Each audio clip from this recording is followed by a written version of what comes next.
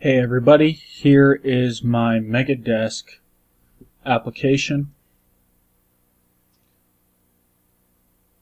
if it'll load.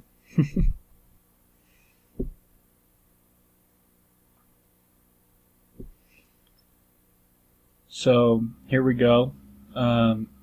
Instead of a little icon, I got an image of Dwight and Jim from The Office. I thought that was funny.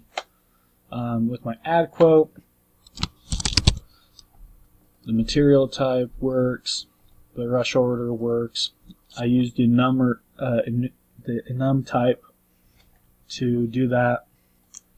The width is specified with the 24.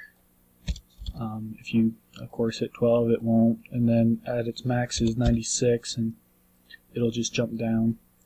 The depths minimum is 12, and its maximum is 48. The number of drawers max is 7. Boom. I just displayed the current date because I thought it'd be useful since next week we'll be doing that a little bit. If you hit exit with the red, come back to the main. If you hit the exit button, you come back here. If you hit save, this will eventually be the display quote. View quote, it's empty for now. Search quote, empty for now, and exit. Cool. I know it's simple so far, but I like this project, and so far so good.